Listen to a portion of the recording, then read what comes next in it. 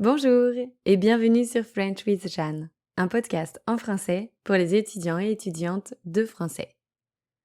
Aujourd'hui, j'aimerais vous parler d'un article qui s'intitule « La langue façonne la pensée » et qui est paru dans un magazine qui s'appelle Pour la science en 2011. Je sais que c'est pas très récent, mais je pense que ce qui est écrit est toujours d'actualité. C'est Laura Boroditsky qui a écrit cet article et elle est spécialiste des sciences cognitives et professeure dans les domaines du langage et de la cognition. Dans cet article, elle parle de différentes expériences qu'elle a réalisées pour explorer le lien entre la langue et la pensée.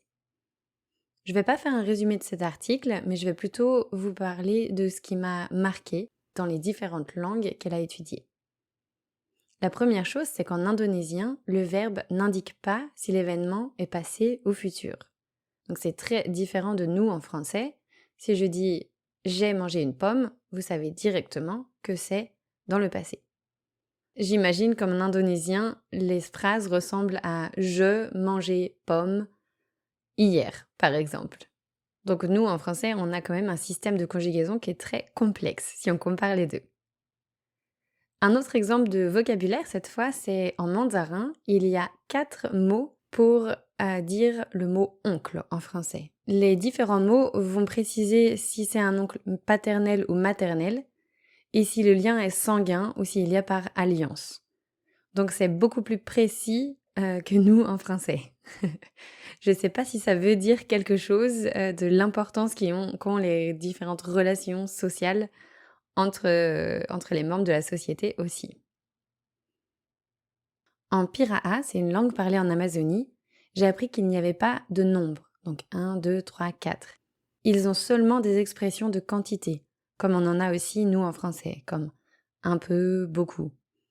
Peut-être qu'ils ont des mots comme suffisamment ou plus et moins, je ne sais pas. Dans une autre langue qui est parlée dans une communauté aborigène australienne, il n'existe pas de mot pour dire gauche ou droite.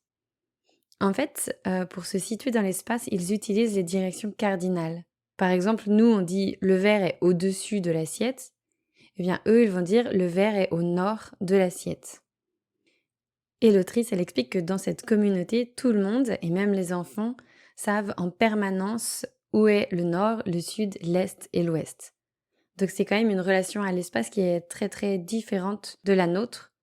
Moi, je peux pas m'empêcher de penser à ce que ça veut dire, parce que j'imagine que du coup, ils sont très connectés à leur espace et ils ont conscience qu'ils sont dans un espace, que c'est pas, comment dire, c'est pas eux le centre du monde.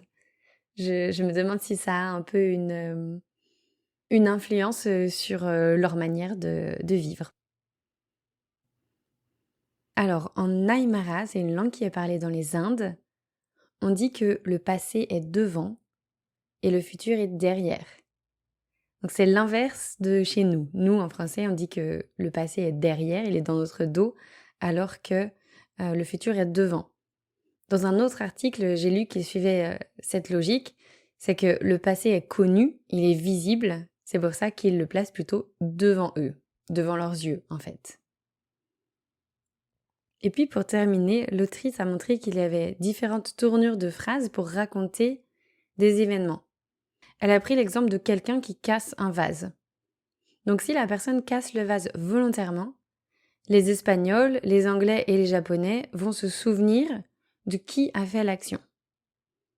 Par contre, dans le cas où la personne casse le vase mais accidentellement, les Anglais vont toujours se souvenir de qui a fait l'action, parce que la langue est comme ça, on va dire cette personne a cassé le vase, alors qu'en espagnol et en japonais, on va utiliser une tournure qui invisibilise l'acteur. Donc on va dire par exemple le vase s'est cassé, dans le cas d'un accident. C'est-à-dire que les Espagnols et les Japonais, en conséquence, vont moins se souvenir de qui a fait une action lorsque celle-ci est accidentelle. Donc l'autrice a réussi à prouver ça avec une série d'expérimentations. Ce que je trouve franchement assez intéressant. Et puis pour terminer, toujours un peu dans le thème de différentes manières de raconter un événement, on va prendre l'exemple de Monsieur Durand qui a assassiné Madame Chupin. Donc là, on va juste comparer les différentes tournures de phrases en français pour décrire cet événement. On peut dire simplement « Monsieur Durand a tué Madame Chupin ».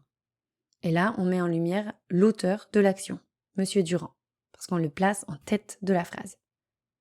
Mais on pourrait aussi décrire la scène comme « Madame Chupin a été tuée ». Dans ces cas-là, on pourrait ne pas mentionner l'auteur du tout. En français, on va faire ça quand on ne sait pas qui a fait l'action, par exemple. Ou bien, volontairement, quand on ne veut pas mettre en valeur cette information. On pourrait aussi dire « Madame Chupin a été tuée par Monsieur Durand ».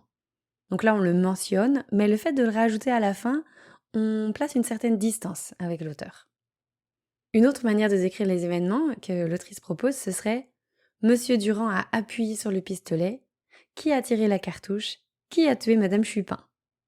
Donc là, on mentionne plusieurs événements qui ont découlé du fait que Monsieur Durand a appuyé sur le pistolet et qui ont résulté en la mort de Madame Chupin, mais en mentionnant tout ça, là encore, on met une distance avec l'auteur. Une dernière proposition de description, ce serait « Monsieur Durand a entendu quelqu'un entrer, il s'est retourné, a appuyé sur son pistolet et a vu Madame Chupin allongée sur le sol. » Donc là, dans cet exemple, on sous-entend qu'il s'agit d'un accident, ou bien, si il ne s'agit pas d'un accident, ça peut être vraiment une technique utilisée pour enlever la responsabilité de Monsieur Durand.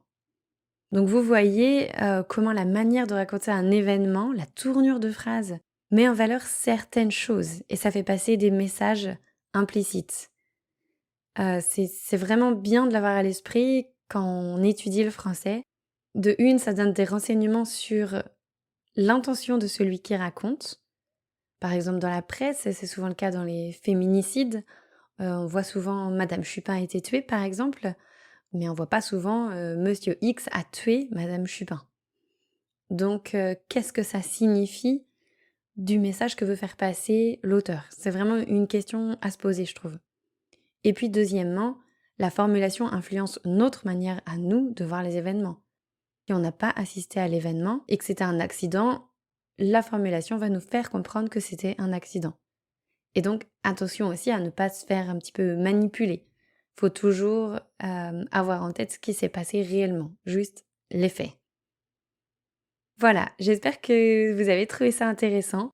Donc la conclusion de son article, en tout cas, c'était que la langue que l'on parle influence notre manière de penser, mais notre pensée influence aussi la langue. Avant de vous laisser, je profite de cet épisode pour vous inviter à un atelier de conversation en ligne. Donc c'est une visio avec moi et d'autres étudiants où on discutera d'un court-métrage. J'ai choisi un petit film de 7 minutes sur YouTube. J'ai préparé des questions auxquelles vous devrez répondre avant la visio. Et puis, pendant l'atelier, on discutera de vos réponses et bien sûr des thèmes abordés dans la vidéo. Donc le but, c'est simplement de parler en français dans une ambiance détendue, comme si vous parleriez d'un film entre amis, par exemple. Donc c'est le 3e atelier que j'organise. Les participants des 2 précédents étaient très contents. Ils ont tous eu assez d'espace pour parler en français, pour pratiquer. Et ils ont aussi noté qu'ils appréciaient que tout soit bien préparé. J'ai tendance à bien préparer ces choses-là. Donc c'est le moment d'oser et de venir utiliser votre français avec moi. J'ai choisi 2 dates, c'est le 11 et le 12 juin. Il y a 2 horaires différents pour que le plus de personnes puissent participer. Et du coup, le lien pour réserver est dans la description de cet épisode. Merci beaucoup pour votre écoute et à très bientôt.